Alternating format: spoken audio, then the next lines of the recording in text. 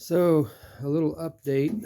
I've been doing some small things over the winter on my old Crusty here. Haven't gotten as much done as I'd like to have gotten done, but definitely progress. Um, got the HEI system straightened out. Turned out the Amazon HEI distributor I bought had the module in it went out pretty much immediately. So, uh, spent way too much time trying to chase that down, trying to finally figured it out. So got that swapped out. He starts up just fine now. Uh, got the electric choke hooked up on the carburetor, which I didn't realize that without the electric choke hooked up, that the carburetor, the choke would just kind of be wherever it falls. I thought that it would just be not engaged without it hooked up. So once I hooked it up, the car ran way better. Um, so there's that. My gauges, I have my 3-gauge pod, the temp, the amp, and the oil pressure gauge. Had two different sets of them I picked up at the junkyards and swap meets or whatever, and both of them had one thing that worked or the other. And then when I swapped the manifold, I actually broke the temperature probe on the ones that actually did work. So got a whole new set of Bosch gauges. They're installed there. Looking way too nice for this car, but they work, they light up. All the wiring is soldered and done properly. As much as I hate doing soldering, as much as I suck at it, they might be ugly, but you can yank on them and they don't come apart, so that's good. My other gauge must have been pretty far off because of this gauge. This thing runs about 50 pounds of oil pressure pretty steady, so that's pretty good oil pressure from what I've learned. That's my amp. Oh, my key's on. That's why my amp gauge is on. So tonight's project, I've been looking through junkyards trying to find a windshield washer bottle, but all of them were cracked and destroyed. So as funny as it looks having a brand new washer bottle in here for $20, I mean, I wasted a lot of time chasing down a good used one. So went ahead and bit the bullet, got a new washer bottle for it. Now my windshield washer actually works. Had to fix the hoses up a little bit up there. Somebody had swapped the hoses around, so my supply from the pump was going to the wrong inlet. It may have been me knocking the hoses loose while I was working around up there. So it can actually clean its own windshield now.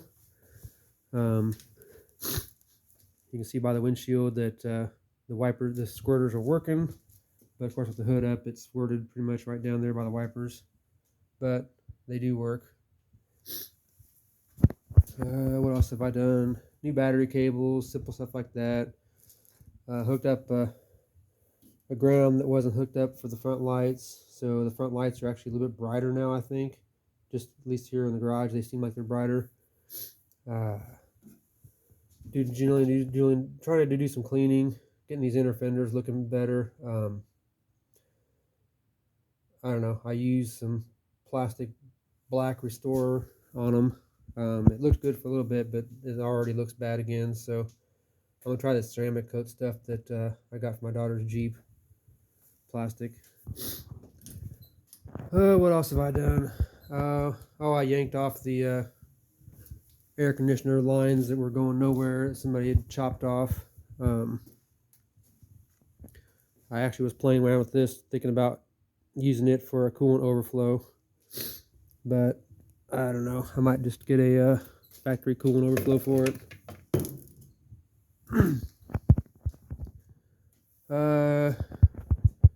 Replaced the radiator with the 3-core aluminum. Replaced the radiator hoses, new heater hoses. I'm not sure if this one should be a formed hose or not. It seems like it's got a pretty big sweep up there. I don't know. I might do something about that. I'd rather have that down low or something. It might just be because it's got the aftermarket manifold on it, but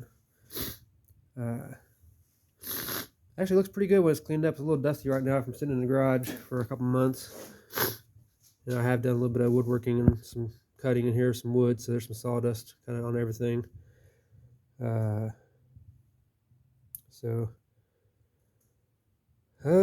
else? I'm waiting to. Oh, I got all new factory style clamps. Might be a little bit OCD, but I don't like having a couple of the factory clamps and then a couple of the stupid generic hose clamps. So I'm going to take, before I refill it up with coolant, I'm taking these hoses back off and replacing the clamp with the factory style. I think the 71 was kind of interim, that mine has these style here, but I think that they could have came with these also, the tower type clamps. I'm not really too concerned about originality, obviously, so I think it'll look more consistent. I'm going to run a PCV valve since I can't fit my breather on the big block with the heater box right there. I've got my chrome valve covers hole just taped off right now with some aluminum tape, but I am going to run a PCV valve up to the front of the carburetor where that cap is at, just to have something in that hole there that actually functions. And you know, PCV recovery, it might save a little bit from the environment. I got a hole in the back of the valve or intake that's also kind of taped off right now, a vacuum port. I think I'm gonna find a fitting for that one and move my transmission line that's kind of just flopping around here. I don't really like how it's not really, I mean, I don't know. I'm gonna move this line to the back port and kind of get rid of this line up here in the front and kind of tuck it in back behind for a little bit cleaner look up here. And I may actually move that whole fitting that has the vacuum advance back there. It's a different size MPT fitting though, so that'll get rid of some of the rubber hoses up here in the front of the valve, front of the engine, and make it look a little bit cleaner. I'll put some corrugated plastic conduit around those, make it look a little bit nicer. And then also like to get this straightened out and have this hose run nice and straight over to the booster instead of having it up like that. I don't know. Not sure if that's the way it was run factory or not, but kind of looks silly with it sticking up in the air like that. So I know it's kind of silly with a crusty old car like this, and I'm worried about my hose routing and stuff, but if I can pull into a cruise in with this car and then pop the hood and it looks all nice and clean and tidy in the engine compartment, I mean, I think that's just kind of it works for me. Everything can be routed nice, reliable, safe. Eventually I am going to get the air conditioner put on it. I have all the bracketry. I don't have the compressor, and I don't have the lines. I think when I had the radiator out here, the condenser was pretty beat up, so it probably needs a new condenser also, but that's something for another day. Now, I've seen some of these aftermarket compressors that are supposed to be a lot more efficient and better than the factory air conditioner on this car, so I might go that route. I don't know. I'm not quite sure about that yet. So, oh, and they put a return fuel pump on this thing instead of just the right pump. So, not a big deal, but I don't like the hose on that thing just being capped off going to nowhere. It's kind of silly.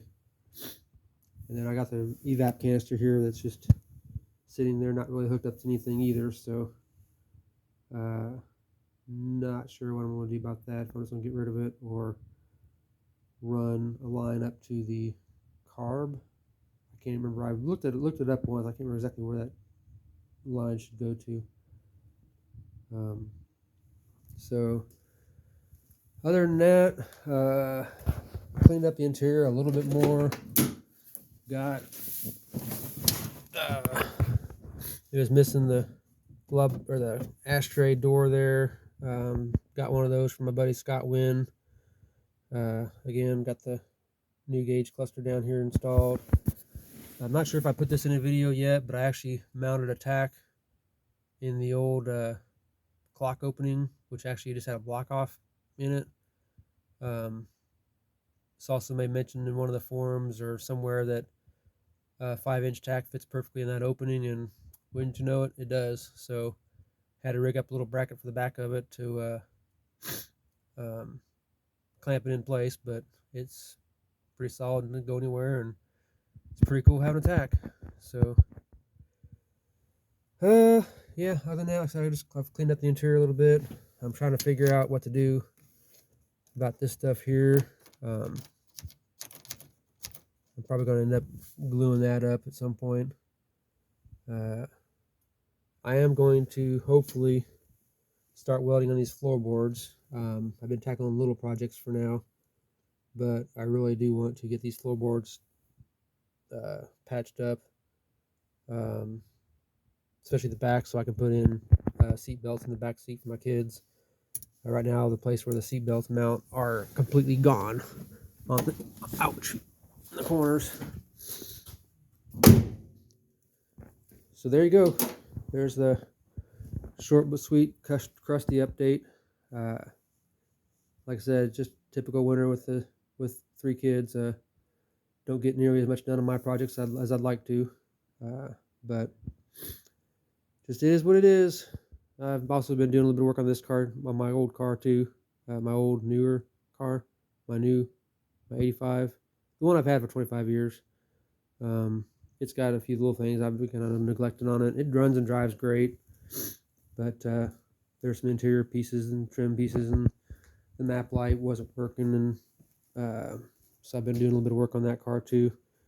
So some of my buddies in the Mustang Club told me that ever since I got Crusty, I hardly ever give the SVO any attention, so had to kind of take that to heart. And yeah, the last cruise into the summer, actually I took the SVO, so he was happy that I got him out. But admittedly, this big old 455 Oldsmobile is the big wagon Vista Cruiser. I mean, when you go to cruise-ins, people just love this thing. I mean, I like it. I love driving it. It's got power like you would not believe. And actually, surprisingly, it handles pretty well now that I put these new tires on it. Obviously, this car would smoke it on a road course or autocross, but future plans for the Vista Cruiser, it's probably going to end up with tubular A-arms, coilovers, bigger sway bars, all that good stuff. I don't think I would want to go to big wheels. I mean, I just like the look of the 15-inch rims. If I could find these type of wheels or this style in a 16 or 17 or even 18-inch rim, maybe I would. But anywho,